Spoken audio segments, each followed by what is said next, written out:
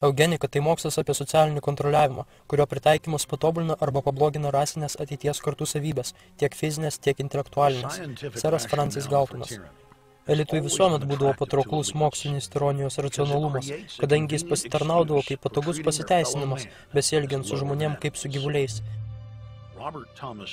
Robertas Tomas Malthusas išgarsėjo dėl savo pasakymų apie tai, jog masinis maisto krachas gali būti naudingas, nes tai padėtų atsikratyti nuo turtingųjų. Jo fiktyvus scenarijus vėliau buvo pavadintas maltizmo katastrofa. Iš jo idėjų gimė nauja mokslo sfera, kuri galėtų nulemti žmonijos vystymosi kryptį per ateinančius 200 su viršum metų. Čarlzas Darvinas, maltizmo katastrofos modelio gerbėjas, sukūrė evoliucijos teoriją, kurios pagrindinė mintis yra ta, kad išlieka stipriausiai. Padedant T.H. Huxley, kuris dėl smarkaus Darvino teorijų palaikymo buvo pramintas Darvino buldogu, Darvino teorijos išpopuliarėjo plačiame mokslininkų tarpe iš pradžių Anglijoje, o vėliau ir visame pasaulyje. Darvino pusbrolis Francis Galtonas yra eugenikos pradininkas. Įsiviešpatavus Darvino evoliucijos teorijai, jis įžvelgė galimybę patobulinti žmonių rasę pritaikant socialinius principus ir tai buvo išvystytas socialinis darvinizmas. Darvinas, Galtonas, Huxley bei Wedgwoodas buvo tiek pamišę dėl savo naujų socialinio dizaino teorijų, kad susitarė, jog nuo šiol jų šeimos dauginsis tik tai tarpusavyje. Jie klaidingai nuspėjo, kad vos per kelias kartas jų palikuonys taps tobulai žmonėmis. Kylantis pseudomokslas tai buvo bandymas susistematizuoti inbreedingą, kurį elitas jau ir taip populiariai praktikavo per tūkstančius metų. 4 šeimų eksperimentas jiems baigėsi tragedija. Vos po 2 kartų kraujomaišos, jų palikuonys 90% atvejų arba mirė gimdymo metu, arba turėjo rimtų fizinių arba protinių negalių. Pasaulio turtingųjų klasė ir ypatingai karališkos šeimos, kurios jau ir tai buvo apsėstos veislinio dauginimosi manija bei gruboniškai niekino žemesnėje klasė, dabar stvėrėsi naujojo mokslo ir energingai griebėsi gyvendinti jo tikslus.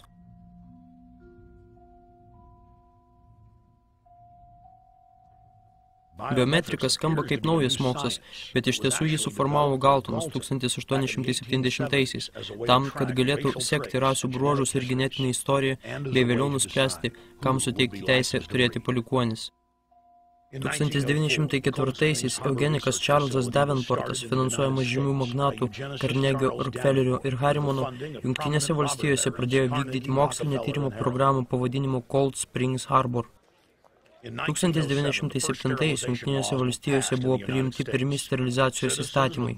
Piliečiai net su nežymiais išsigimimais ar su žemais atestavimo rezultatais buvo per prievartą sterilizuoti. Tau 17, tiesa, Alisa? Taip, bet ką jūs padarėte su maniškiais? Mes stengiamės jiems padėti, Alisa, ir tau taip pat. Jie buvo išvežti į ligoninę šią popietę. Į ligoninę? Bet šį rytą jie visi buvo visiškai sveiki.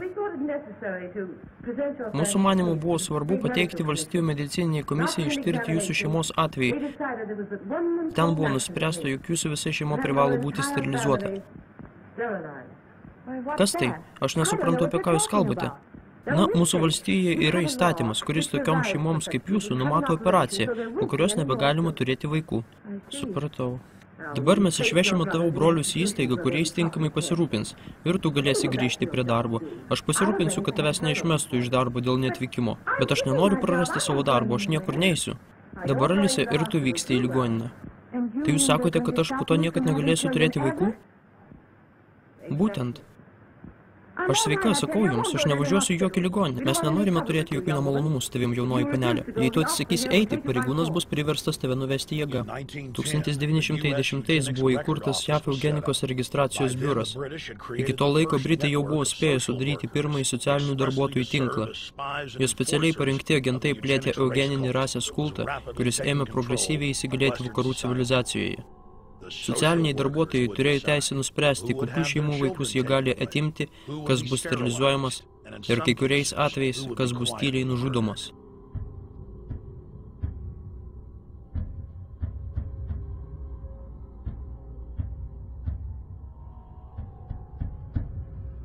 $1911 1911 Rockefellerio šeima eksportavo eugeniką į Vokietiją, tenais subsiduojant Kaizerio Vilhelmo institutą, kuris vėliau tapo Trečiojo Reicho centrinę koloną.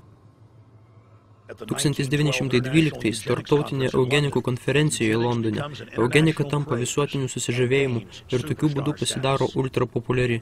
Futuristas ir mokslinės fantastikos bestsellerių autorius Herbertas Wellsas, studijuodamas žymiausių eugenikų dėstomą biologiją, vėliau platino naują įtikėjimą po visą pasaulį. 1916 Wellso mylimoji Margaret Sanger pradeda propaguoti eugeniką Jungtinėse valstijose. 1923 Sanger gauna didžiulę paramą iš Rockefellerių šeimos.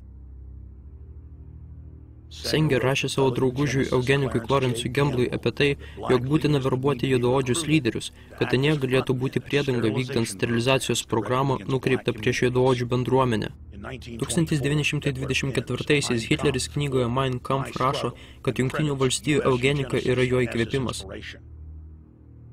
Hitleris netgi parašė fanatišką laišką Amerikos eugenikui, gamtosaugininkui Madisonui Grantui, kuriame atvirauja, jog jo parašyta knyga apie rases didžiosios rasės kelias jam yra lyg Biblija. Jo dėka Hitleris sukūrė planą, kaip masiškai išnaikinti žydus, bei jo paties žodžiais žemesnio lygio rases ir išsigimėlius. 1927 eugenika tampa vyraujančia kryptimi. Taip vadinamas mokslas buvo atkakliai propaguojamas mokyklose, bažnyčiose ir valstybinėse įstaigose. Bažnyčios netgi rungėsi konkurse dėl didelio piniginio prizo, kuris buvo pažadėtas tam, kas geriausiai įpins eugeniką į savo pamokslus. Netrukus pagrindinės sektos įtikinėjo amerikiečius, kad Jėzus buvo už eugenikos principus.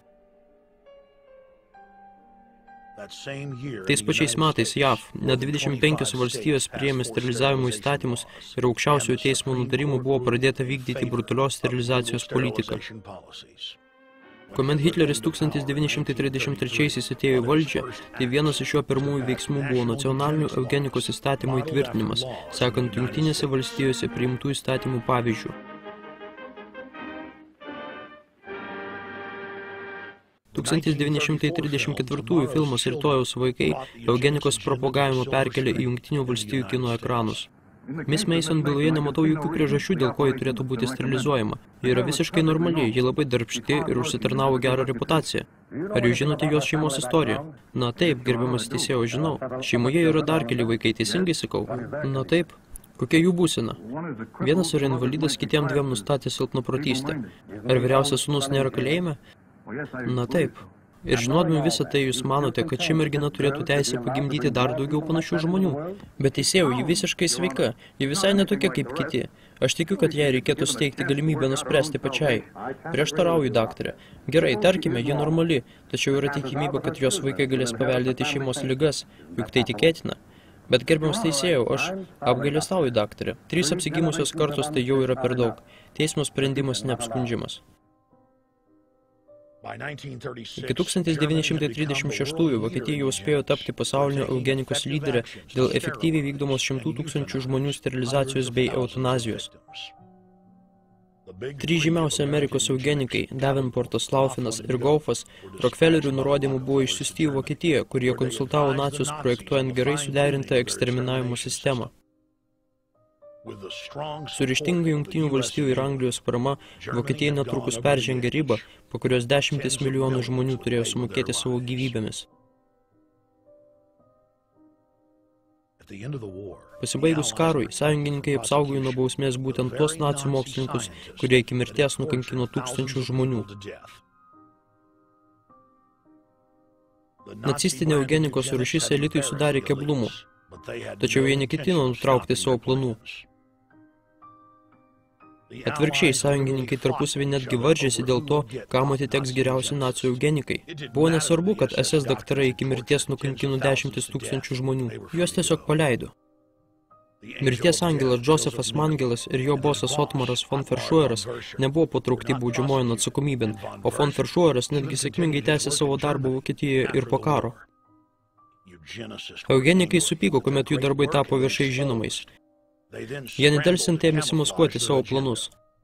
Kas ketvirtį išleidžiamas žurnalas Eugenika buvo pervardinta socialinė biologija.